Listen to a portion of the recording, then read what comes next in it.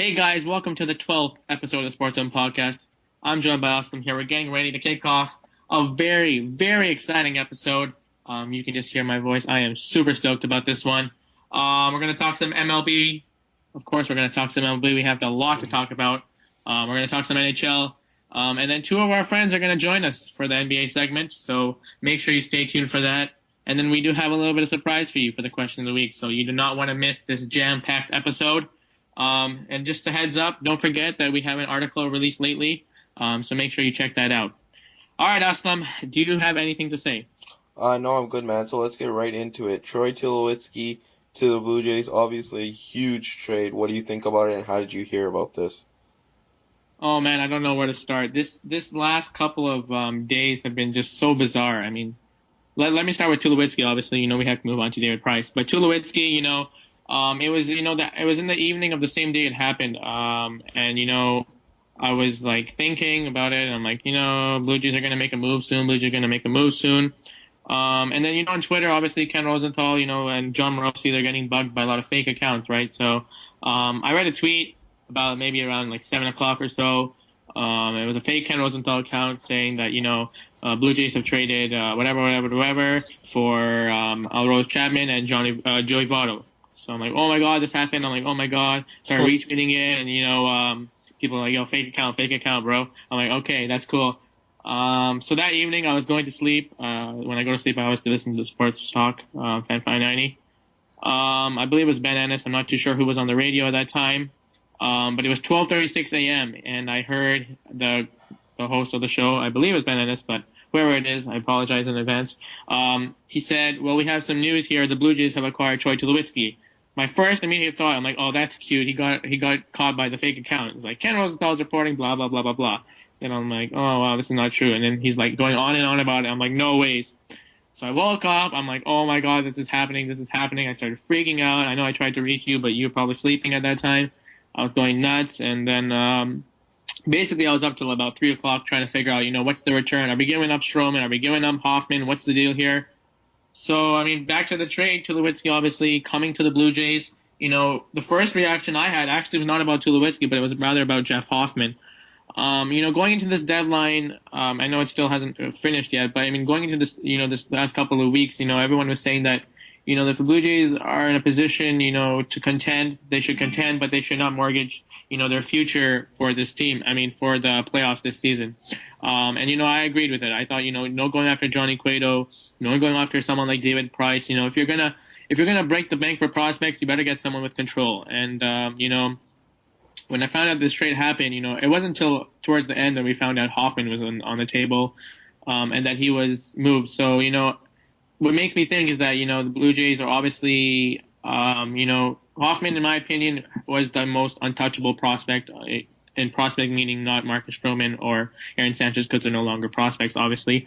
And let me say that Hoffman, he is definitely a very prized possession. A lot of teams obviously wanted to get their hands on him. And, that tells me that he was on the table and that the Jays were, willing to move him. Does that mean that if that's the case, that they would have gone after someone maybe like a Sonny Gray or a Chris Sale, someone of that magnitude that, Hoffman would obviously be the centerpiece of, that if they're willing to move them, would they have been able to get like a very, very quality arm? I'm not too sure. But then the other thing on the other side is that Tulowitzki was available. Now, obviously, Tulowitzki for the past many years, he's been, surrounded by trade rumors. Colorado is no longer that, town that it was before. There's not much success there. I mean, him and Carlos Gonzalez, used to run things there. But, I mean, if you had asked me last week, Tulowitzki, where do you think he goes? The most talked about team was the New York Mets. I mean, this has been going on since the beginning of the season, if not earlier. The Mets have been always linked to Troy Tulowitzki. They have very good arms with, Noah Syndergaard and whatnot. So I'm like, oh man, how did the Blue Jays get, Troy Tulowitzki? I mean, I was pretty amazed. And then, when I think about it at the end of the day, I think that the Blue Jays, before I think about the actual trade itself, but when I look at the Rockies trading us Tulowitzki, and considering what we give them, considering we didn't really need them, and I think if they put Tulowitzki on the board, if they flat out went out there and said, look, we're trading Tulowitzki, send us your best offers, I don't think the Blue Jays would have had the best offer. But At the end of the day, the Blue Jays obviously, as Anthopoulos even said, this has been a work in progress. It's been happening since, May, June. Again, they revisited at the All-Star break. And then, once he said Hoffman was available, it picked up and it went through. And, we didn't know about it, which is just one thing that amazes me about Alex Anthopoulos.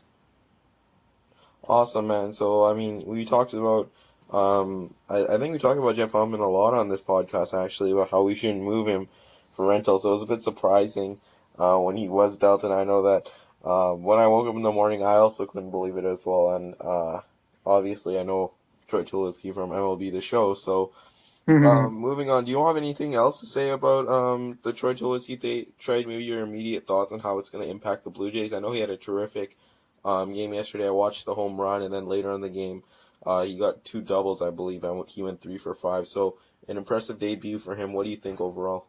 Well, let me first off saying that, I was actually at the game. I know I had to be there to, welcome Troy Tulowitzki.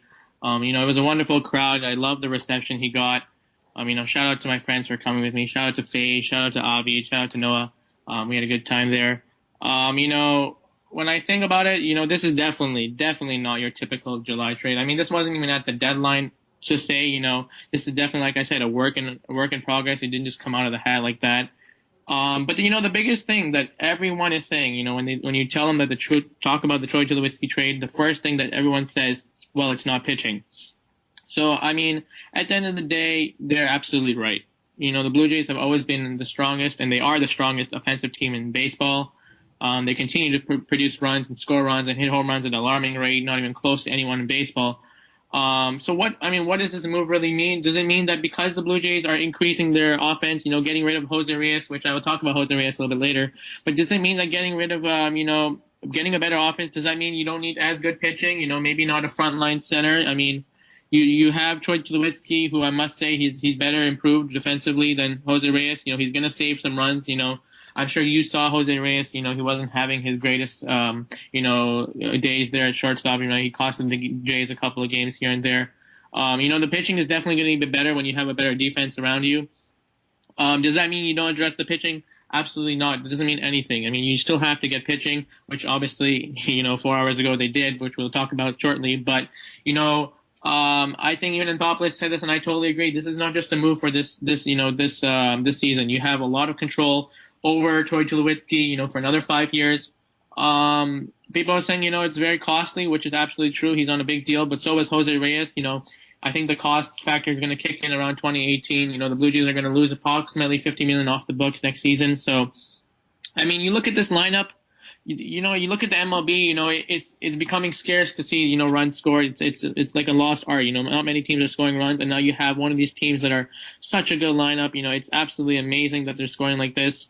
One thing I noticed about the Blue Jays lineup is it's predominantly right-handed. I think that might be a little bit of an issue. But, a lot of people talking about, Troy Tulowitzki, with the turf and Jose Reyes, whatever, blah, blah, blah. They're just the same. They're both injured guys. They have so much potential. Well, you look in the American League now, you have the DH spot, which is going to come in handy, when Tulowitzki needs to take his days off from the turf and whatnot. And, I think at the end of the day, you look at Jose Reyes and, a lot of his injuries, for a matter of fact, had nothing to do with the turf. He's sliding into second base, breaking his hand and whatnot. And, I feel like the turf is not going to be a big deal as many people will buy into it. I think that, Mm-hmm. if you're going to look at the return, for example, what we're giving up, Jose Reyes is Jose Reyes, let me first off saying I'm a big fan of Jose Reyes. I have his T-shirt. I'm a huge fan. I love his, energy in the clubhouse. I love the way he does those handshakes. I love everything about him. But, it just seemed like his time as a Blue Jay was up, and I was actually surprised that the Rockies actually held on to him. I know they have a top prospect there at shortstop. I thought they were going to ship him out maybe to the Mets or the Pirates, maybe go back home, but his salary isn't pretty, so that's one thing. I think you look at Castro, he's very good arm, very good arm. He has the power. It's just when he gets that command of his fastball, that he gets to control it. If it's good to have a strong arm, but if you can't pitch strikes, he's definitely gonna be a good arm. Whether he's gonna be in the bullpen or starting, obviously we don't know. But I think he's one arm you can afford to lose. You have Osuna; he's a very similar player. At the end of the day, it comes down to Hoffman, and it's very hard to say goodbye to him. Yeah, for sure, man. So I completely agree with what you said. I also thought, what you said about Jose Reyes is absolutely true. So moving on to the pitching, obviously they addressed it today. What do you have to say about the David Price trade and pitching overall now with the Blue Jays? So, I mean, obviously the Jays need to improve their pitching. Well, obviously, when you look at improve, you don't need to do much. I mean, you obviously just lost. I mean, you obviously moved down Dubront because of the Tulowitzki deal. So, does that mean you have to improve over Dubront? Well, I mean, that's not hard to do. There's definitely some arms on the market. Um, do you need to improve with an ace? The answer is, in my opinion, no. But obviously, the answer apparently is yes, with their price being traded to the Blue Jays. But what? After the Tulowitzki deal, let's forget about the price deal for example. For now, I mean, when after the Tulowitzki deal happened, you're looking at the pitching market. You're saying there's still so many arms on the table on the table. You have people like Leak, you have people like Ross, Kennedy. And we still have. I mean, yes, we lost Hoffman, our best prospect, obviously, but we still have some prospects, that are going to interest other teams. Maybe deeper into our farm system. Maybe not your top 10, but there's still some exciting arms. It's not like the whole, no prospects left to make any more deals. I think the Blue Jays. I mean, maybe it's a matter of willing. Now you've lost your top prospect. Are you willing to even go further and deplete it even more? I think you have to do that. As a team that's competing for the playoffs. And you look at Hoffman, for example. Does he have the potential to be a Michael Wacha, Matt Harvey? Well, you know what? Quite possibly. He has definitely the potential. He's definitely going to be a top arm in my opinion. I was actually really scared to get rid of him. I'm still pretty sad we did. I know he's gonna be good. It's like it's gonna be hard to watch for the Jays in the future, but at the end of the day, you had a chance to improve your team. You do that, and at the end of the day, people are saying, how do you grade the trade like this? How do you grade getting Tulowitzki? It's not a big deal, blah blah blah. Well, I think at the end of the day, if you make the playoffs, you have to be happy. I mean, you won the trade. Yes, you're thinking about the future, but Tulowitzki, he definitely has control, and I think that at the end of the day. You got to do what you got to do to make the ball club better. And you look, also let's not forget about the other guy that came in the deal, Hawkins. And he's a great guy. He's a great veteran. He's going to be good in the clubhouse. You have a really young bullpen out there. He reminds me of Darren Oliver. I think he's going to be really good. And I think that at the time of the Tulowitzki deal, Anthopoulos was thinking to himself, the market's pretty deep. With Cueto obviously going to the Royals for top prospects, he must have thought at that time that maybe I can't get a big rental on the market, and maybe that Tulowitzki was the guy to do, because if I'm going to do something, if I'm going to improve the team, and if that means if Tulowitzki's an option, then I go for it. Awesome, man. So I was just gonna ask you quickly about the David Price trade. With Price obviously being a rental, and from what I heard, I mean, I watched a little bit of the press conference that they had earlier today. I think it's fair to assume that David Price is going to listen to interest from other teams before signing any sort of extension. Do you think, knowing that there's a good chance that he might be gone at the end of the season, do you think that this is the Blue Jays going all out for this year? Or is there still a chance that, they come back with an even improved squad or even the same squad next year? Oh, well, let me just say, like, we're pretty fresh here. I mean, this has been like maybe less than 5 hours since the deal happened, as we speak, and I still can't get my head around this trade. Yes, at one side, I'm so happy. I said from a long time ago, and it's a fact that David Price is one of my favorite pitchers in the game. I love watching him pitch. He brings that competitive spirit. Ever since he was in Tampa Bay, he was that ace that led the rotation. And then Anthopoulos said it, and it's definitely true. We haven't had an ace or a pitcher of his caliber since Roy Halladay.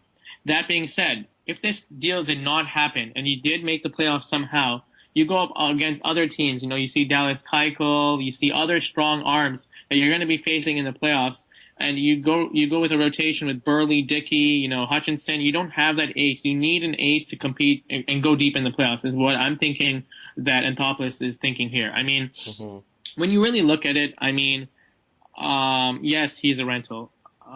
Yes, he cost. I mean, the cost is going to be talked about for a long time. I think that Daniel Norris, obviously, yes, he didn't have the total success that he wanted to when he was in Toronto, but I still think the potential is there. I think he's going to be a quality arm. But when I look at it, I think that, I think that, maybe Daniel Norris and this trade offer that the Blue Jays were giving, I'm actually a little bit surprised that, I mean, yes, it's not. I was thinking maybe somewhere like, before, you would say, oh, David Price, oh, that's going to mean Stroman, that's going to mean Sanchez, that's going to mean Norris, that's going to be Hoffman, that's going to be like three of your top prospects. I think the Blue Jays actually got got a good deal. Like, I don't, obviously we don't know what the other offers were, but I'm a little bit surprised that they paid this little, to be honest. Um, I mean, I was saying after the Tulowitzki deal, people were asking me, and people were saying, oh, the Blue Jays messed up the trade deadline, and I knew that. I mean, the Blue Jays weren't done there. You can't grade Anthopoulos' work of art here until Friday, and I don't think you can still do that. But I'm still wrapping my head around this David Price deal. I'm a little bit upset because I was really hoping that maybe you could sign him and to an extension with the trade, try and do a trade and sign, but. Obviously, that didn't happen. I know we have Marcus Stroman. I know we have the great fans of Toronto. I know we can really make a strong push for David Price. But at the end of the day, it hurts me to say, but I don't know if the Blue Jays are going to keep him. But at the end of the day, it's quite clear right now. I mean, the Blue Jays haven't made the playoffs in 21 years. The Jays are going after it. It's absolutely, and I won't be surprised if the Blue Jays aren't done. I think maybe they might even add a nice bullpen arm, maybe a Francisco Rodriguez. But yeah, that's definitely my thoughts there. So the last question I have here about the Jays, real quick, is right now the perfect time to go in, or would you have waited until next year to go all in? To be honest, I didn't think this was the year in terms of going all in. I mean, you had Donaldson, you have basically the whole team that you have for next year, plus some healthy Marcus Stroman. Then you had all of that, plus Troy Tulowitzki next year as well. You have guys that you have control over. I mean, yeah, you're saying, oh, you're selling all your prospects for the future for now, but we still have a pretty good future with those core pieces intact. That being said, I didn't see this move coming. I thought this was a little bit of a shock to me, to be honest. I mean, Anthopoulos, people are saying, he's going to trying to save his job, but if this is what's going to help the Blue Jays make the playoffs, I don't think anyone complains at the end of the day. I mean, if the Blue Jays don't make it this year, I still think they have a very bright coming years, and next year especially is the big year. If they do make it this year, it's even a bonus because you have a very young team. They're going to gain that playoff experience. But at the end of the day, my biggest hope is making the playoffs, one, but number two is if they can win the division and they go to the wild card, they win that wild card game, obviously, because it would be terrible to make it to the wild card and you finally make the playoffs, and what would even suck even more if it's not at home, obviously. But it would suck to go to the wild card and lose that one game. But knowing that you have David Price to pitch that one game playoff, I mean, you got to be excited about that. Awesome. Yeah. So the next thing I was going to ask you about is from the last episode of the Sports Zone podcast till now, there have been a couple trades, including Cashmere. The Cueto deal is obviously big. Zobrist, and then obviously Cole Hamels. I think it happened yesterday. So what are your reactions on those trades, and how do you think it panned out for both teams? Well, really quick here, obviously Scott Kazmir, definitely a quality arm. I mean, he's not the same, Scott Kazmir as last year and the year before, but Dallas. I mean, not Dallas. The Houston Astros made a great move here. I mean, he helps Dallas Keuchel in that rotation a lot. I know they're really going after the playoffs this year. I think he's going to help their rotation. He's going to help them take that next step. I really like that deal. Obviously, what I've said, what I said about the Athletics for a while now is they're one of the teams that they might sell their players and get prospects, but they have such a deep system that they can go after a really strong arm. You saw with Samardzija and Lester, and it's going to be very interesting. I mean, moving on to Cueto here, I think I didn't think the Jays were going to get him. I think that was pretty much a fact. I mean, well, now when I say that, it's kind of weird because they got David Price, which is even better. But, I mean, Cueto, came at a steep price. The Royals are absolutely looking really strong. They also picked up Ben Zobrist. Those two guys specifically are going to look really nice on the Royals rotation. Ventura, he's been struggling all year. I think it's Vargas that went down with an injury. The Royals are definitely going to make the playoffs, no doubt, before this move. This pushes them up to the top. I mean, they have a 98% chance of making the playoffs. Yeah. They have probably equally a strong chance of making it to the World Series at this pace. In terms of Cole Hamels, I still haven't actually wrapped my head around that one either. I know I was leaving the Jays game yesterday when that happened. I don't know. I'm a little bit confused here. I mean, yes, Cole Hamels has control, and that's very important compared to arms like Johnny Cueto and David Price. I think Texas making this move is a little bit interesting. I don't think that they're going to make the playoffs this year, but they definitely have a good future with him and Darvish at the lead of their rotation. They still have some good pieces in Texas, but I'm actually still a little bit surprised the Dodgers didn't get him. Awesome, man. So moving on here quickly, what are your final thoughts on what's going to happen the next 25-ish hours, 24-ish hours, maybe a little bit less than that? And who do you think goes where? So I mean, obviously we saw Papelbon leave. He's no longer a rental, obviously, because they signed him to a contract. The Nationals, they're a little bit surprised about that move.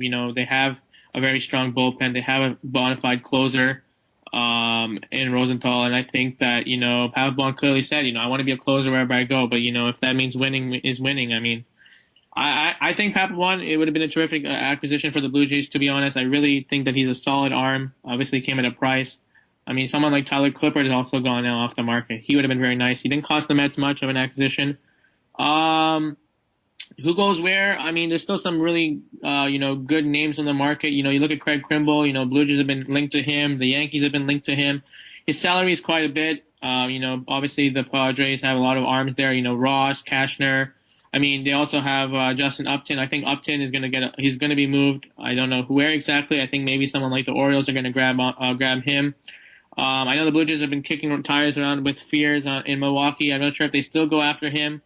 But if they did make that deal, I think that maybe they should try and look at getting KO. And I still think the Hmm. bullpen, it'd be really nice if Anthopoulos can make one more move to address the bullpen. I don't think, I mean, at the end of the day, if he doesn't make a move, everyone's still going to be happy because, he made this ball club better. I think, Angels, I made a couple of moves this last week, trying to keep up with the Astros. I think they made some solid moves.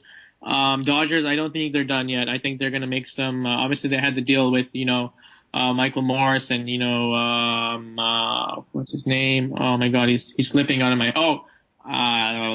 Mike Leake, yeah, or Dan Heron. No, I don't know. I'm so lost with all these trades. But Dodgers obviously made a move there. I think they're not done yet. They're going to add a couple more people. They have a very good prospect system. They want to catch the Giants. They want to be making sure that this is the year.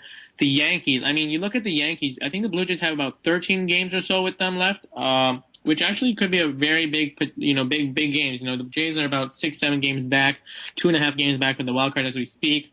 Those games could be big. I think the Yankees are going to make a move. I think they're going to have to slow. I mean, they're actually playing really well right now. A-Rod's 40 years old. He's hitting 30 home runs almost. I mean, it's crazy.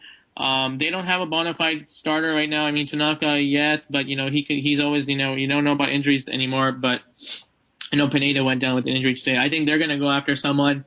And I think maybe the Astros want to, sugarcoat that a little bit more so that they can, maybe try and give the Royals a run for their money. Awesome. So quickly here, right before we end the MLB segment, why don't you list off some of your predictions for breakout candidates in the second half of the season? Yeah, for sure, man. I know Files was talking about Clayton Kershaw. I absolutely agree with that one. I think, he didn't have his best first half. I know he'll be the first to tell you that. Dodgers are going to go strong into the playoffs, in my opinion. Kershaw's going to be the definitely big part about that, as well as Zach Greinke. I think Robinson Cano is going to heat up. I mean, he's had a terrible first half. I remember there was a point in which, he was hitting less home runs and less RBIs than Ryan Goins at one time, which was absolutely bizarre. I think he's Insane. going to heat up. Jose Batista definitely is going to heat up. I think that you have these two acquisitions here. This is if he's going to be the guy. I shouldn't say that if he's the main guy of the Blue Jays that he should be the one leading this team. I think he has to smart enough. He's hitting only 230. The power is there, but if he can just hit the ball, get on base more frequently, that would definitely be nice, especially with Donaldson and Tulowitzki now on their team. Just do his part. Don't overthink things at the plate. I think that Jeff Samardzija, I think that he's been heating up quite a bit actually.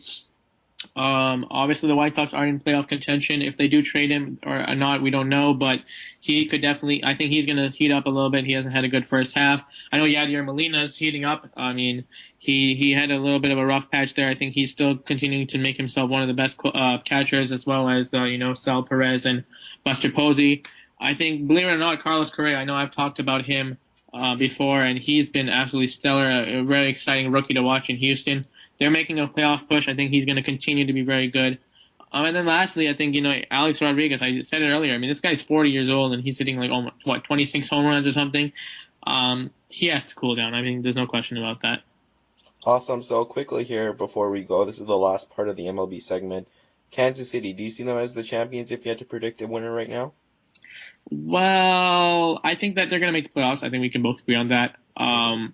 I think they're going to go far in the playoffs. I think a team like the Astros or I, I'm laughing when I'm saying this, but like someone like the Blue Jays, someone maybe people don't expect. I think they can have if they can have a deep run, they can meet Kansas City. I think Kansas City will definitely make it to the AL Finals, American League Championship Series. But I mean, you're not wrong saying that they have a very strong chance. I think if you're going to put your money on anyone, I think Casey's the one to be. And Johnny Cueto obviously making his debut against the Blue Jays tomorrow, so that will be exciting. Definitely agree, man. Kansas City's definitely a strong team. So if you guys want to follow at AdamV_23 on Twitter, he can keep you up to date with all the big trade deadline moves heading into tomorrow and even past that. He's a great follow for sure. So thank you guys for listening to the MLB segment. So moving on to NHL now here, Aslam. Obviously, it is the off season, so obviously there's not usually much to talk about. But this past week, obviously the Leafs were making headline news. They hired a new GM. Why don't you give us the latest on that? Awesome, yeah, man. So this move actually really took a lot of people by it shocked a ton of people, especially me. I mean, I was drinking chocolate milk in the morning, and I was watching TSN, and then I literally spat it out almost because it was that shocking. The Leafs hired Lou Lamoriello. He's 72 years old, and the thing that was shocking about this move is that he spent 28 years with the New Jersey Devils. Hmm. So he was kind of pegged as this, lifelong devil, especially when you're the age of like, 72 when you're getting up there. When you get up to that age, it's not like you really want to move around or transition to a new environment because you're really comfortable. You're setting up for retirement and stuff.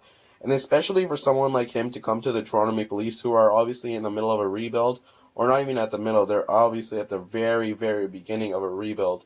Hmm. And someone like him to come over here, it's just incredible. So for the listeners that haven't heard about Lou Lamoriello before, he's a Hall of Fame, Hockey Hall of Fame GM.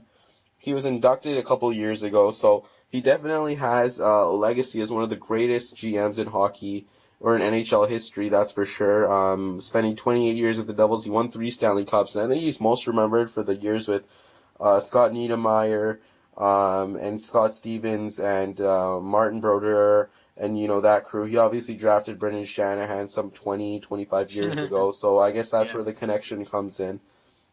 Um, and you know what? He was a terrific GM post pre-salary cap, I'd like to say. Post salary cap hasn't really been the same, but that's what some people have been saying. But what other people have been saying to counter that point is that he actually been to the Cup final in 2012 with the New Jersey Devils, and they ended up losing to the champion Los Angeles Kings.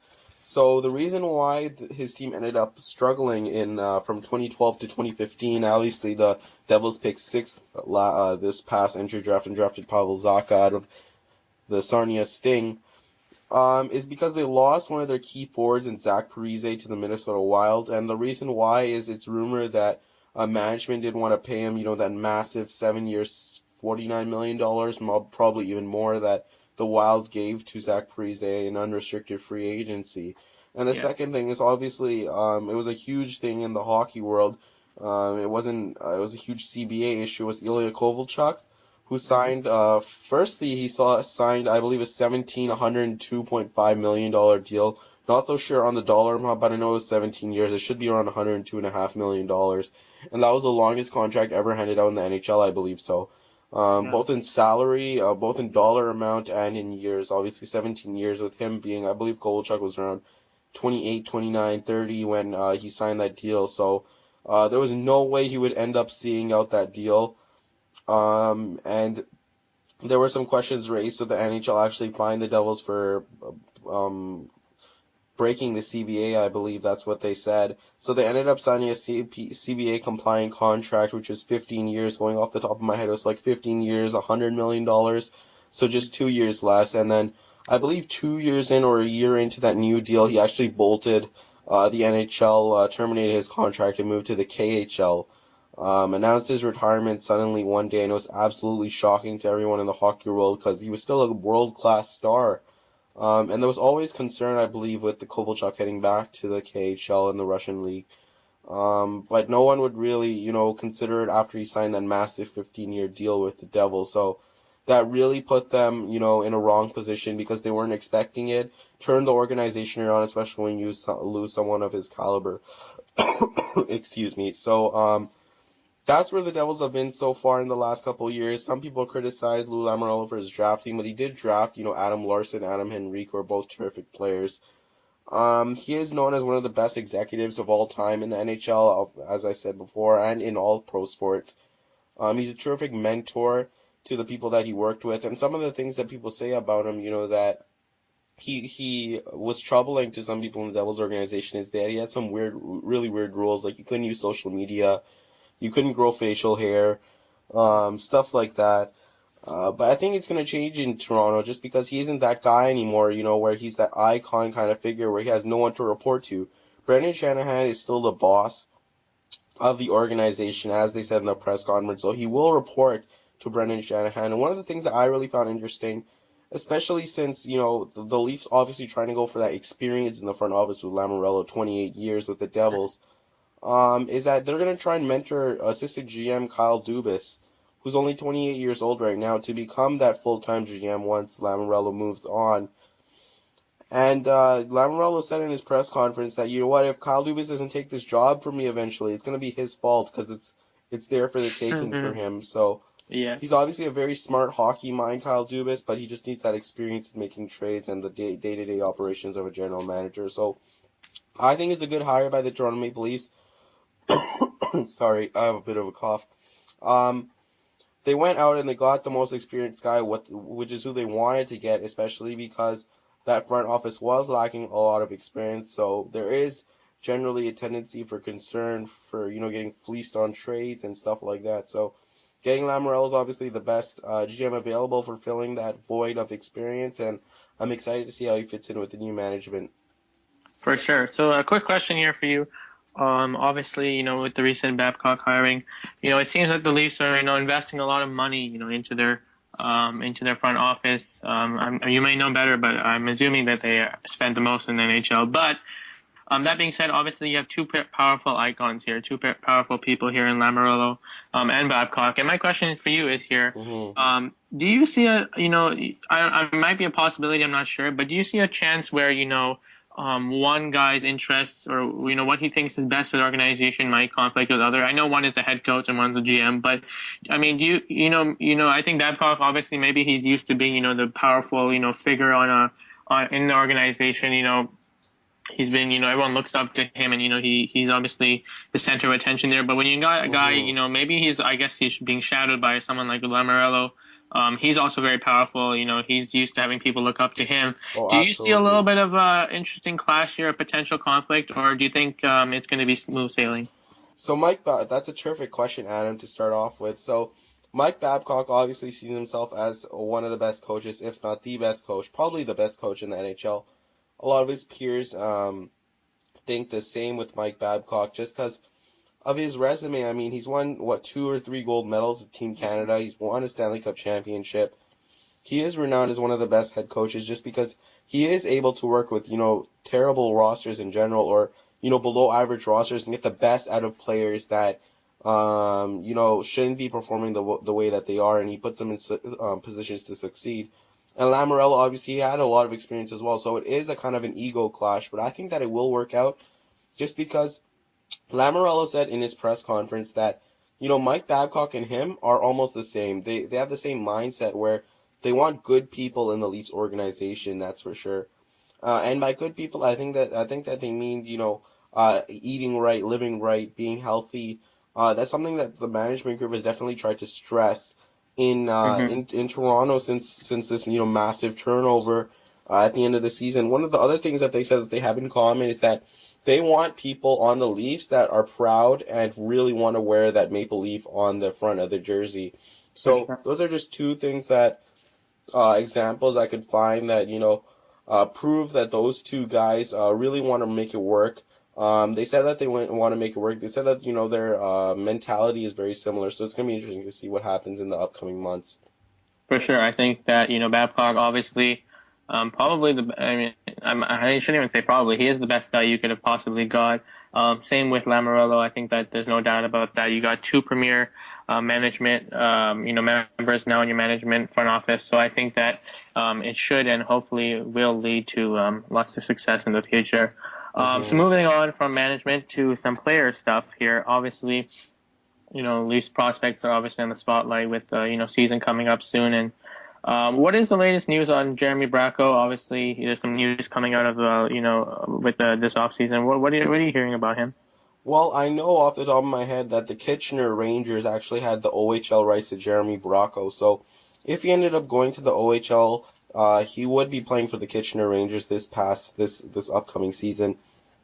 And there were reports that broke out on Twitter that he had decided to go to Kitchener and play in the OHL this season, but he actually himself denied those rumors on his personal Twitter account and said that he is heading back to Boston College for the upcoming season. So it's going to be interesting to see him play once again against men, or maybe not men in the traditional sense like the AHL or the NHL, but men as in he's going to be facing guys in their early 20s, whereas in the OHL he's going to be facing up against 15, 16, 17, 18, 19-year-olds, so basically kids. So I think it's the right step in his development. It's going to be interesting to see what happens with Bracco, especially considering the numbers that he put up. He was considered a steal of that position, so let's see if he can live up to the hype. For sure, absolutely some good stuff there, Aslam. I think that's going to conclude our NHL segment, and we're going to move on to the NBA talk now. Moving on to the NBA now, we are joined with not just one, but two guests, as I had mentioned earlier. Sanjar and Imran join us now. How are you guys doing? Good. We're pretty good. Thanks for having us. Yeah, thanks for joining us. Before we actually continue, I know when I first started this podcast, it's kind of funny actually. When I first started this podcast, we were looking for ways to, get people involved and stuff. And I think it was on our first podcast or second podcast that Sanjar actually retweeted us, and I gave him a shout out during the episode. So it's pretty cool that you guys are both able to join us to talk some NBA. So we're gonna start off with the off season. Obviously, there's a lot of key players on the market. I think we can all agree the biggest one is LaMarcus Aldridge. We're gonna start off with LaMarcus Aldridge. What do you guys think about it? Imran, why don't you give us your thoughts first? Well, I think LaMarcus Aldridge is a good way for the Spurs to transition past the Tim Duncan, Manu Ginobili state of their franchise. Mm-hmm. He is a easy 20 points per game, 10 rebounds per game scorer. But the difference here is I feel like Aldridge is a little overrated. His defense is subpar at best.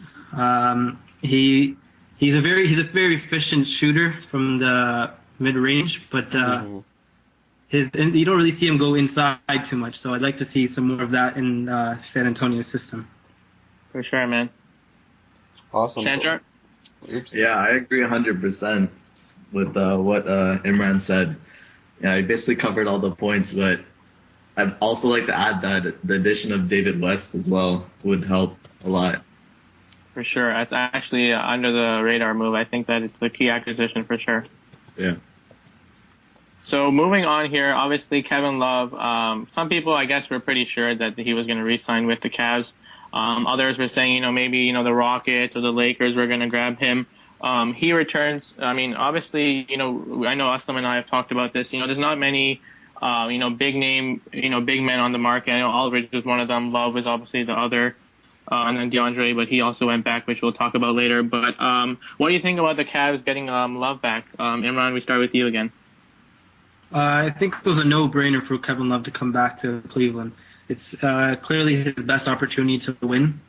And he said it himself. He saw how far they got into the playoffs and how excited he was to be a part of it. Although he was not really playing, but you could see his excitement. And I was pretty sure that he would have come back just to give Cleveland that much more next year. Mm-hmm. Awesome, guys. So I was just wondering, Roy Hibbert and Lou Williams both went to the Lakers, and that was a pretty interesting quote put out by Roy Hibbert when he said that he wants to play for a coach who actually played in the league. So what do you guys think? I guess I can start with Imran first. I think it's very interesting because, in my opinion, Byron Scott is one of the worst coaches in the NBA. Just today, he was quoted as saying he'd like to see Kobe play some four, or he Power would forward. power forward, which does not make very much sense to me. Kobe's Yeah. the twilight of his career. He's almost finished. He's going to retire very soon, and he's not physically able to guard fours, especially some players in the West like Blake Griffin and things like that. So Byron Scott to me is not a great coach, and the coach in Indiana is a much better coach in my opinion. Awesome. So Sandra, what do you think? I agree 100%. I'm not really impressed by the Lakers move at all. I still see their roster is not that impressive, and yeah, and I agree about the Byron Scott as a bad coach. Yeah, for sure. I think I agree with you there, Sandra. I don't see the Lakers being very competitive next year. I think they were, hoping to hit, those big free agents and get, LaMarcus or Kevin Love or whatnot. But obviously, I guess this is what they have to do as their backup plan. I don't think they make the playoffs next year. So moving on here, the Mavs and the Clippers had a very interesting, the whole DeAndre Jordan saga where he signed and then he changed his mind, and it was a lot of chair emojicons on Twitter with Blake Griffin there. What do you think about this move for the Clippers, and what are your thoughts on the Mavericks not being able to get someone like DeAndre Jordan? Imran, we're back to you again. Well, of course, this puts the Clippers back up top of the West. You bring in DeAndre Jordan, who came off a career year, and you bring in Paul Pierce at the three, who brings experience and a go-to scorer in the clutch. So the Clippers will be up top the West for sure. The Mavericks, however, it's a sad thing. They've gone through this many times in the offseason, lost out on top free agents. Personally, the way DeAndre Jordan went about this was completely very immature. He should have at least, given some word to Dallas. I mean, there's nothing wrong with changing your mind. It wasn't set in stone that he was going there yet, because he had that period to change his mind. But at least be professional about it, especially if you're a professional basketball player. You should let the other team know of your decision at least beforehand, so they can make moves to accommodate. Yeah, for sure. Sandra, what do you think? I'm definitely impressed with the Clippers roster now with the addition of Stevenson, Pierce, Smith, and DeAndre. But and I see them again as a top contender in the West. With the Mavericks, they basically got screwed over. What DeAndre did was really immature. To just give the organization a heads up would have been nice. And the way he also apologized to the Mavericks organization and fans was not very sincere at all. For sure. I mean, I completely agree, guys. I don't see. Sorry, you can go. I was just gonna say I don't see the Mavericks making any noise in the West this season. Even with the addition of Darren Williams, I feel like Darren Williams is there's not much for him to. Past his prime, definitely. And his injuries have caught up to him. I don't think he has much left. He might provide some sort of an improvement in the backcourt. Yeah. But the whole up front, with their side, I think they're going with Sam Derek now, and Derek is not the Derek he used to be. Dallas not even make playoffs, in my opinion. Also, I'd like to add with Wesley Matthews too, with like how long it would take for him to return to his level. Yeah, coming off Achilles injury is never an easy thing to come back from. So I think they overpaid Wesley Matthews quite a bit. Yeah. So moving on here, obviously, you look at Ty Lawson. I know he was a really, really big troublemaker when he was with the Kings there. He has been traded to the Rockets. Obviously, they're with the prospect. They signed Emmanuel Mudiay there in the draft there. So what do you guys think about this move? I think I know Aslam and I have talked about this as well. I think the Rockets have always been deprived of a star point guard. I know Jeremy Lin wasn't the answer, and neither was Patrick Beverley. I know the Rockets, they have James Harden, they have Dwight Howard. They're definitely, going to be contending in the playoffs. Do you think this, helps them take them to the next step, or do you think that they're still not enough to compete and make it to the NBA Finals? Well, I think the addition of Ty Lawson is a very underrated move. If he can keep it together, not get arrested this year, I think it's a huge punch for them to add. Because if you were to watch the Rockets in the playoffs, what they lacked was a secondary ball handler after James Harden. With Patrick Beverley injured, they didn't have much to go to other than maybe Pablo Prigioni. So with Ty Lawson, someone in the backcourt who can handle the ball, who can score in bunches, it gives them a huge option for someone James Harden to defer to. And if the Rockets can stay healthy this year, they clearly weren't very healthy last year, but if they can stay healthy this coming season with Dwight Howard back, and their two big men, Terrence Jones, Moti Junis, I think they can make a lot of noise. They'll do pretty well. And Patrick Beverley, I think, is also an underrated player. He's a very good defensive player in the backcourt, He's very nice. which is very complimentary to James Harden, who hasn't been known to be a strong defender, but he's been picking up his defensive game. But he's a very good complement in the backcourt, as well as Ty Lawson, who isn't the greatest defender at his size. He's a very short for a point guard. But Patrick Beverley off the bench, Ty Lawson as a ball handler. I think the Rockets will do pretty well next year. For sure. Sandra, anything to add on there? Yeah, what was it? 2 DUIs in 6 months? Yeah. Yep. Yeah. Wow. Oh, man. But I think there would definitely be a huge bonus for them. For sure, man. So moving on to our hometown Raptors here, obviously, it's been a moderate to busy, off season. Losing, Lou Williams, Grievous Vasquez, and Amir Johnson. But, they obviously acquired Damari Carroll, who his birthday is today, so shout out to him. Luis Scola, Bismack Biyombo, and then our boy from Pickering, Corey Joseph, who actually got a shout out in Drake's last song and is going to wear number 6 next year. So my question for you guys, I know you guys are both huge Raptors fans. I know I see you guys in the, during the season on Twitter, commenting and saying different things about what you think about the Raptors. I know maybe you guys do not like Dwayne Casey, if I'm not mistaken. But first question here, do you think the Raptors are a better team this year? We're going to start with Sandra this time. Okay, well, I know our opinions are going to differ, Imran and I, but I say yes, they're better. In some aspects, they're better, and in other aspects, they're worse. In their defense, definitely they've improved. But in their offense, especially 3-point and playing off the bench, it'll take a huge hit. For sure. Yeah, man. Well, it was very clear what the Raptors were trying to do this year. They were trying to bring in defensive players, change the outlook of the team.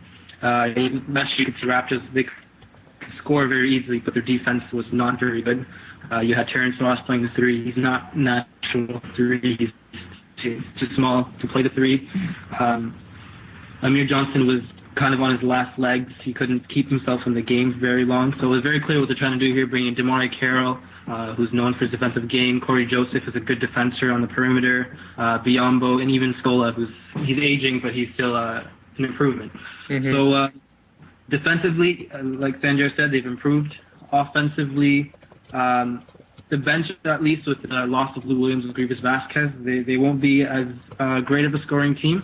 But I'm all in favor, as I've said a lot online, all in favor of Grievous Vasquez being gone, and Lou Williams. To add to that, Grievous Vasquez, Lou Williams, neither of them were very good defensively. They were Lou Williams is undersized. Grievous Vasquez is one of the slowest players I've seen. He couldn't keep someone in front of him if his life depended on it. Although his offense was there in spurts, but he wasn't the same player he was 2 years ago. So I feel like the loss of Vasquez and replaced with Corey Joseph will be beneficial for the Raptors. And I feel like Lou Williams, although he was a great player, he could score at will almost, but the way he played, I feel like it ruined the whole personality almost of the Raptors. If you were watching them 2 years ago, they would move the ball very well. They would get open looks. They would go in and out. And with Lou Williams coming in, he was a guy who didn't really play within the flow of the offense. He just would get his own, and then I feel like because he was an ISO heavy player, players like DeMar DeRozan, Kyle Lowry, they became more. They wanted to play the same way more, get their own shot. So it really ruined the flow of the offense. They were not a ball-moving team. And if you were to watch the Raptors in the playoffs, you can see that was the Raptors were one of the worst defensively and offensively, as the ball was very stagnant and it would not move very much. So again, with the addition of a player like Lamoriello, who comes from a system like Atlanta where they rely on ball movement, he won't be as great of a scorer as he was in Atlanta, but at least he brings a different personality to the Raptors. Corey Joseph moves the ball well, so I think I like what the Raptors did this year. I definitely like what they did this year, and I feel like this is the way to go. Yeah, for sure. I have actually a yes or no question here, really quick here. I know last year's the Raptors, obviously, going back and forth there, both back-to-back, first-round exits. Do you think the Raptors can go further this year? I mean, we don't know if the Raptors are going to make another move this offseason, but do you think they can go further this year, or do you think it might be another situation where they get to the playoffs, but they fall short again? To be honest, I think it all depends on Casey, how he coaches this year. Yeah. If it's still an ISO-heavy year, then definitely we probably won't get far. But if we actually implement a better system where there's the ball's moving around more, we'll definitely get further. Because the Lamoriello depends on that kind of system. I think there was a stat where most of his 3 points came off of assists. It was over 90%, yeah. Of his 3-pointers came off or assisted. Imran, what do you think? I have to agree with Sanjay here. I think the Raptors will go as far as Dwayne Casey can take them. I have a very strong opinion. I'll try not to be too overly strong about it, but Dwayne Casey was the weakest link of the Raptors last year. No doubt about it. I agree. His ability to adjust in crucial situations as seen in the playoffs. His defense, I feel like his defense was great in Dallas because he had the personnel, the right players to run that defense. Jonas Valanciunas is not the same player Tyson Chandler is. You can't expect him to move the same way he did. So I feel like it depends on the East, the rest of the teams. I don't think the Raptors will be a top 4 team this year, especially with the change in the standings, how the top of the division is not guaranteed a top 4 spot. So I think the Raptors will be one of the bottom 4 to 8 team. But I don't know. I don't know if I can say whether they'd make it out of the first round or not. If I had to say, I would say no. Okay. Yeah, I mean, it's going to be interesting because I know, I'm really curious to see how, Dwayne Casey, like you said, how it goes this year. I know he has DeMar Carroll, he's a defensive-focused guy. Maybe they can jive well. But, I mean, if the Raptors season doesn't start out well, I mean, maybe the Raptors are going to pull the plug and, try and get someone who can, maybe revamp this team. And it'll be interesting to see. If I could add to that, I feel like the Raptors should have gone after Taj Gibson this summer. Okay. He was a player who's said in the past that he wanted to start on a team. And with the Bulls having Noah, Mirotic, of course Pau Gasol starting, for sure, Taj Gibson doesn't have the same opportunity he's had before. So I feel like if the Raptors should have gone after him, and he would have been huge, especially because right now we have Patrick Patterson starting. I feel like he's best suited to come off the bench as a scorer. He's not as great defensively and rebounding not as well. So it'll be a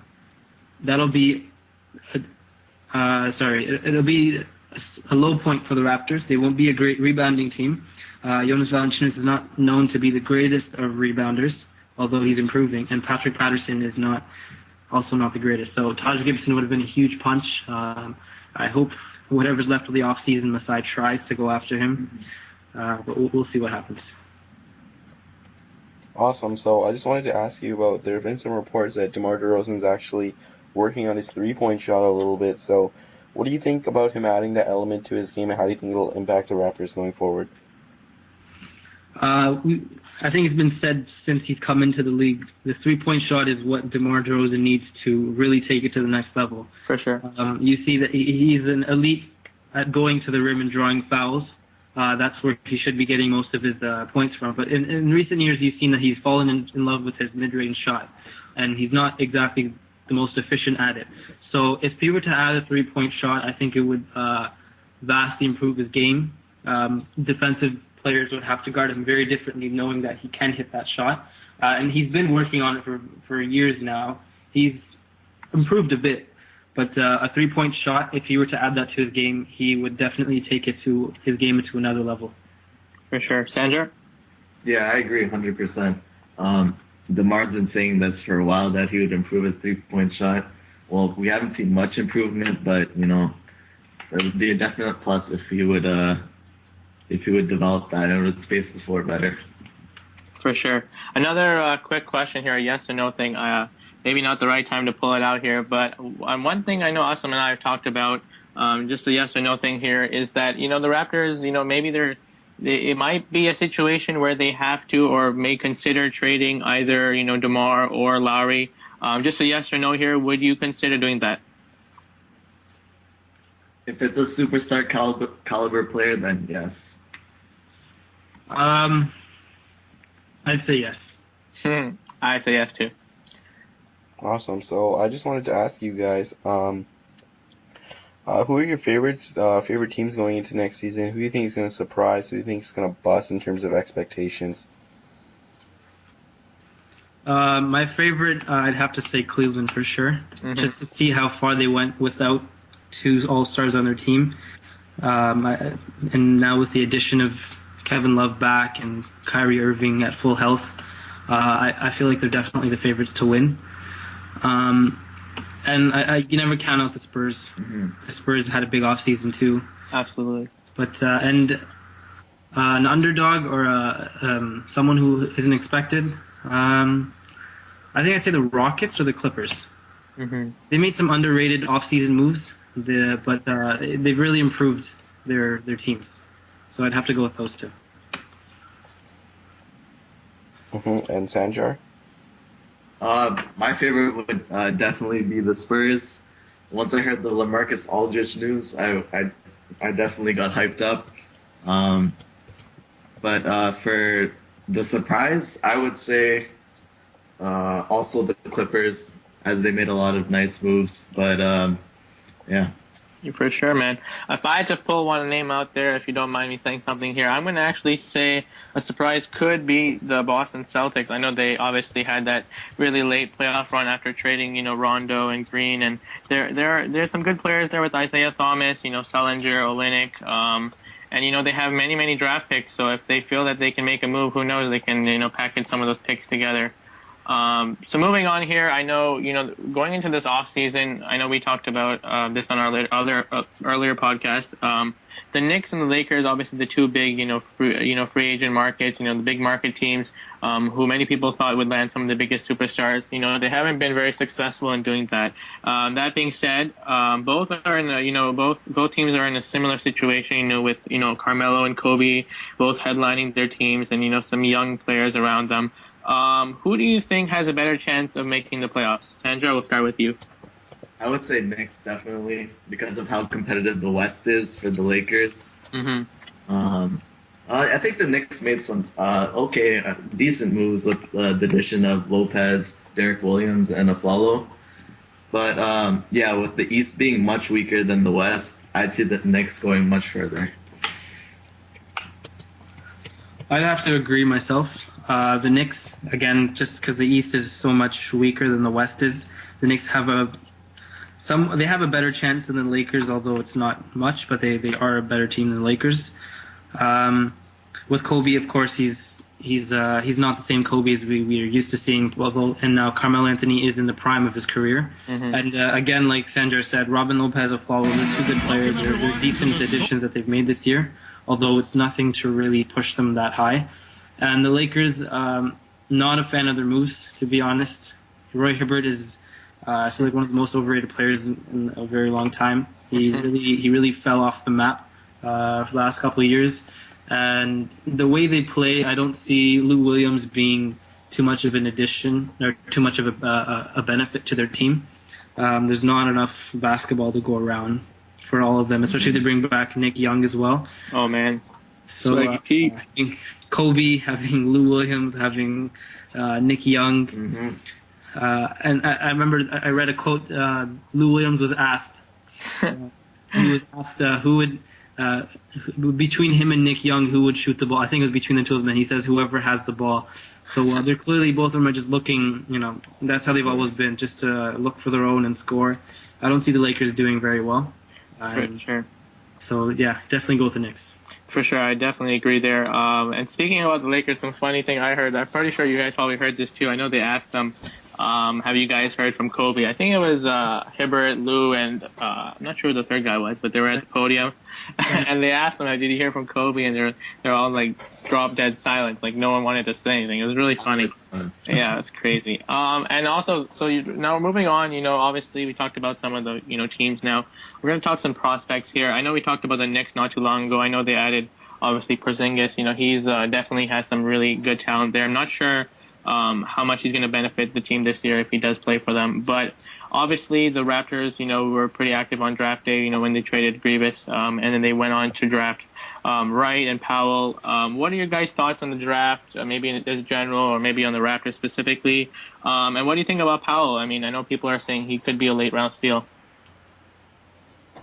One of my favorite players going into the draft was D'Angelo Russell. I feel like with his size, he could be a great point guard. He's a great shooter. His vision is phenomenal. Although I don't like the situation he's going into in the Lakers, with Jordan Clarkson already there, Lou Williams coming in, Nick Young, Kobe Bryant. But I feel like he'll be a great player. Jahlil Okafor has shown some flashes of very great post moves. He moves very fluidly. You mentioned Porzingis. He's a raw player, but he has a lot of potential. The Raptors, DeLon Wright, again, that was another defensive move that Masai made there. He's I believe 6'4", 6'5", which is great size for a point guard.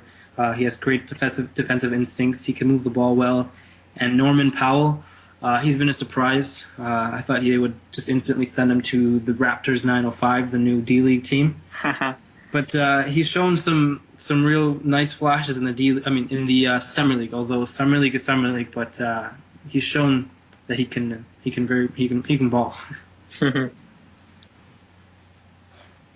Yeah, guys. So that was really good. I mean, I like D'Angelo Russell going into the draft as well. Obviously, you pointed out that the situation with the Lakers might not be ideal.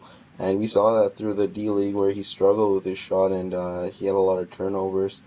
Why do you think that the Lakers picked him over Jahlil Okafor? And actually, I agree with you completely on Powell. He's been a complete surprise, so I agree with you on that front.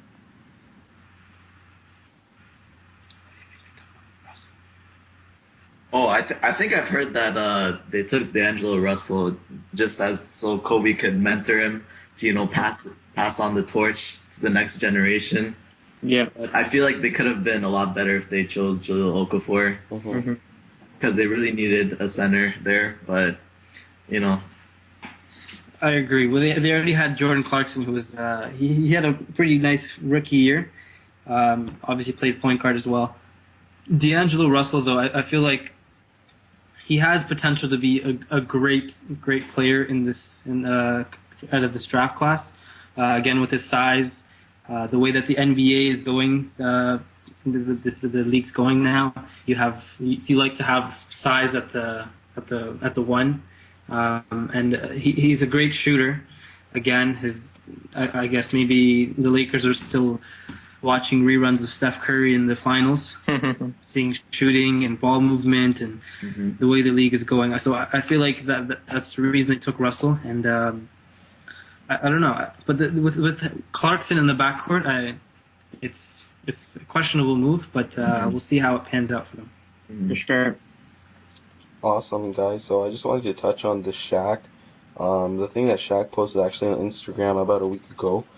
No reference to the song there, but Shaq posted his all-time Lakers and all-time Bulls lineup, and he said that he would beat them by 50. So the Lakers lineup consists of Magic, obviously, Kobe, Elgin Baylor, Shaq, and Kareem Abdul-Jabbar, versus the Bulls lineup of D Rose, MJ, Scottie Pippen, Dennis Rodman, I believe Horace Grant. So what do you guys think of the of the debate there? Who do you think would win? I'm going to start with Sancho first. What do I think of the debate? Yeah, who do you think would win? I think Shaq was definitely right. as Imran will expand more upon, the size difference is just like there's too many dominant players on the Lakers that I doubt the Bulls could handle. Mm-hmm. Even with MJ, he can't support them all. And as Imran will more expand, at the point guard position, Magic is much larger than Derrick Rose. You got and who would guard Shaq and Kareem? Is my question. Yeah, so my sentiments are exactly the same. There's no one on the Bulls to guard Kareem, the all-time leading scorer, Shaq, the most dominant player in NBA history, in my opinion. And so those two would definitely dominate the front court of the Bulls with Rodman and Horace Grant, no question about it. And again, Magic Johnson being, I think he's 6'9". Derrick Rose, there's no chance. He has no chance guarding Magic Johnson. Oh, yeah. So just the size difference there, the Lakers have a huge advantage. Scoring, other than MJ, Lakers have a huge advantage. Defensively, Lakers have the size, so against an advantage. So yeah, I definitely go with the Lakers, no question. I absolutely agree, guys. I mean, I think that the Lakers definitely have the advantage here. I think that you pointed it out. I mean, the key two positions there in this matchup are the center position with Kareem Abdul-Jabbar and the point guard position of Magic Johnson. I really don't think that Derrick Rose will be able to keep up with Magic Johnson's playing ability, as his athleticism is obviously off the charts as well, but Derrick Rose has that as well. So I think shooting guard, I mean, you can give a slight advantage to MJ. Kobe's definitely up there, though, and small forward is definitely a wash. So I think that the Bulls would definitely have a tough time dealing with the low post offense of Kareem and Shaq. So I definitely agree. For sure, man. I agree there, too. So Sandra and Imran, moving on to the last segment of this NBA discussion. Every week, as you probably already know, we have a question of the week where we discuss, one of the topics that we think is interesting for viewers. So, this week we're talking about the best and the worst stadiums in sports. And these can obviously be any sport you want. It's totally your choice. So why don't you guys give us your best stadiums? I'll start with Imran, then Sandra, and then give us your worst. Okay, so... We both agree, by the way. Yeah. Okay, so since we're talking about basketball and my strong point is basketball, I'm going to have to go with NBA stadiums. Mm-hmm. Oracle, Golden State for sure, number one, the best stadium in the NBA. Agreed. But the Raptors are just a little under, but I have to go with Raptors. Best fans. We go with Jurassic Park out there. But yeah, Golden State for sure. Loudest arena in the league, most consistent. They're always there. They make a lot of noise. It's very intimidating. Yeah, intimidating for sure. One of the toughest places to play. And the worst, me and Sandra were discussing this before. I think I would go with the Palace of Auburn Hills, Detroit Pistons. Mm-hmm. Back in the day, not even too far back when they had the Rasheed, Ben, Tayshaun Prince, Rip Hamilton, Billups, the Palace was a loud stadium to play in as well. Really passionate fans. But now they haven't been competitive for a while, so they haven't been the greatest stadium. And as you can see, when the Raptors were playing in Detroit, the Raptors fans almost overpowered the Detroit fans, and they basically took over the stadium, having Raptors essentially had a second stadium in the NBA. You could hear the chants. Mm-hmm. Yeah, no, I mean, I definitely agree with you guys. They're the Raptors, their fans, so, they're putting them on the map. I mean, people noticing these things around the league. Raptors fans are, showing up on road games. I think it's pretty awesome. In my opinion, I do really like the Raptors. I really do like Oracle Arena. I'm just going to say Quicken Loans for the Cavs only because I really do like the outline of the city line, the skyline on their court. I'm sure you guys have seen that. Yeah. I thought that was pretty cool. And then for my worst one, I know I was teasing Awesome last week about, where we were talking about worst logos, and I told him I didn't like the deer on the Bucks. Well, I'm not a big fan of the Bucks court either with that, the little weird wood design with like the green and the wood. I'm not too a big fan about that. So yeah, those are my thoughts. Awesome, what do you think? Oh, well, speaking of, the crowds, I just have an interesting fact here. I remember, obviously it's not basketball related, but I remember the Winnipeg Jets arena in the playoffs. I believe it's the MTS Center, louder than a jet plane taking off. So that was definitely insane. I think that they're definitely the best fans in all of pro sports, and I'm not even a Jets fan. I think that the loudness that the amount of sound that actually carries in that arena, it's absolutely insane. The crowd is insane. They have the white out there, where all the Jets fans basically wear white. For the NBA specifically, I think one of the worst is probably, I would agree with the Bucks. I really don't like what the design is, but I do like the deer. I mean, I'm gonna have to disagree on that part. I love the Bucks. I like the Bucks new logo. I don't know about you guys, but I think the color scheme is nice. The new logo is nice. I like the alternate one. An honorable mention for worst stadium, I think I'd also have to mention the Hawks. Although they've been a playoff team for quite some time, they've been a great team. They don't have the most passionate, loudest full stadium in the NBA, and they've had to do a lot of promotions to try to get fans into the stadium, and they use a lot of background noise that they try to get fans pumped up to get into it. Yeah. So the Hawks. Honorable mention for one of the worst in the NBA. For sure. Well, kudos to the Hawks. I don't know if you guys agree, but Austin and I think their new jerseys are off the hook with with that neon green. I don't know if you guys have seen those. Yeah. Yeah, they look nice. Yeah, for sure. I don't know if you guys have been to any other arenas, but I know I've been to Madison Square Garden in New York not too long ago. And I guess it's more of a classic stadium, the whole floor and everything. But I thought that the intensity there was really awesome. Maybe because it's a big market, New York, a lot of famous people. I know 50 Cent was at the game I was there, so I think I really enjoyed the Knicks stadium. But I think that's going to conclude our NBA segment. Imran and Sandra, we want to thank you very, very much for joining us. For sharing your insight on your NBA knowledge and your favorite team, obviously being the Raptors. So go Raptors! And hopefully we'll have you guys both on for another episode. Maybe who knows, talking some Raptors playoffs talk. Maybe some NBA trade deadline next year. But thanks again for joining us, and we hope you have a great evening. Always happy to help out our buddy Adam. It's always great to talk about some basketball. I hope to be here again. For sure, man. That's right, guys. All right, take care, guys. All right, later, Adam. Later, man. So moving on to the question of the week, we actually have a surprise for you. So if you did actually stay this long and listen to our whole podcast, which is obviously our hope for this podcast, that you listen to everything. But I mean, if you're listening to your favorite segment, that's cool too. But if you did happen to listen, sorry for me going on and on here, but if you happen to listen and you are listening to us now, we do have a surprise for you. We are joined by a surprise friend, out of the blue. He just decided to join us for the question of the week segment. Ali joins us now. How are you doing, buddy? I'm doing great. How about you? We are doing fine. So our question for the week. Big fan of the podcast. Listen to it every week. Oh man, that's great to hear. Okay, so our question for the week is we're talking the best and worst stadiums here. Austin, why don't you start us off? Well, for the best stadium, I'm actually going to go to Spain, in Barcelona. I'm going to go to the Santiago Bernabeu. And everyone that has been to the stadium where FC Barcelona play has said it's absolutely amazing, beautiful stadium. The grass is obviously perfectly cut, terrific seats. There's no bad seat in the house, and it's an arena like no other. You truly have to experience it for yourself, and I plan on going there in the future. What about you, Adam?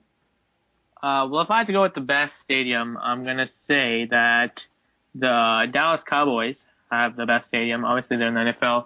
I believe it costs over $1 billion. It has a capacity of over 100,000. Wow. But to me, what the biggest attraction is the large screen in the middle of their field. I guess you would call it a jumbotron if you're a Blue Jays fan, but it is absolutely enormous. It literally, from far, looks like it stretches from one side of the field to the other. That's kind of unheard of in my books in sports. I think that it is really, really cool, and I hope to visit it one day. Ali, what about you? What do you think is the best stadium in sports? I'd have to say the AT&T Park, the San Francisco Giants home stadium. Mm-hmm. I think that right field is absolutely beautiful, and of course they have the water in the background. I'd love to visit it one day. And it's definitely a goal of mine to go see a Giants game in San Francisco. For sure. I actually definitely agree with you. I actually happened to go to San Francisco. I drove right outside AT&T Park. I literally was in center field, behind center field there. I definitely want to go to a stadium there. Don't forget about the Coca-Cola bottle. That actually looks really cool too. Yeah. But it's definitely fun to watch, when people hit home runs and people jump into the water just to get a baseball. I mean, the things you do to get a baseball these days, pretty interesting. But we're going to come back to you, Ali. What do you think is the worst stadium in sports? I'd have to say Tropicana Field, the home of the Tampa Bay Rays. Hmm. I just don't think that the grass or the turf is nice, and the outfield just doesn't look good. It's just ugly all around. For Awesome sure, man. answer. So I'm actually gonna go. Sorry, Adam, to say this. I know you're a huge Blue Jays fan, but I'm gonna go with the Rogers Center Aye, aye, aye. just because I really don't like the turf, man. It just looks really bad in my opinion. It just looks kind of outdated. I know that they're trying to, make it more modern. The CN Tower is nice in the background, but I just really don't like the turf. It really detracts from the whole experience there. And Autumnbro mentioned I'm going to go to the Barclays Center. I know there's some obstructed views. I know it's a brand new arena, but I heard that there's some obstructed views where fans can't actually see the entire playing surface. So that's really weird as well. Yeah, for sure. I'm going to actually stick with the baseball here, too, the theme of baseball. I'm going to say the worst stadium is Oakland Coliseum. I know that the Oakland Athletics play there, and I'm not too sure, Ali, you may know if the Raiders still play there. Do they still play there? I'm not sure. I think so. They do. Yeah, so I think that is the worst stadium. It's a really, really old school stadium. I really actually like the atmosphere there. I mean, you see the fans obviously, playing their little drums or whatever instruments. They're very loud there, but, a lot of foul territory ground. Any pop fly you hit could be caught, which is actually really weird. And it's a really big stadium, really big outfield. It's kind of hard to hit home runs there. That's why we're obviously seeing Donaldson's power numbers come up ever since he's moved to Toronto. So I think that is my opinion on the worst stadium. Awesome. Absolutely. So thanks, Ali, for joining us on this very short time. We hope to have you on, maybe talk some NFL in a couple of weeks. But thanks for joining us. So thanks to Ali for joining us on our question of the week segment there. Next week we are going to talk about professional athletes and social media and how our thoughts about players using social media and specifically. I know there's a couple of guys I know that are really active on social media, and some people like to say, it can really affect one's career. Obviously you get a lot of negative criticism as well as a lot of praise. So we will be talking about that. But thanks again for everyone for listening to our episode. Shout out again to Sanjar and Imran for joining us for an NBA segment. I know I had a ton of fun there, and to Ali for the surprise guest on the question of the week. We really do appreciate all of you guys joining us today. It really makes our podcast a really special thing for us. Asam, do you have anything to say? No, I'm good, man. Awesome episode this week. For sure. So that concludes our episode 12. Make sure you guys stay in touch with us on Twitter, subscribe to our YouTube channel, and stay tuned for more podcasts in the near future. Take care.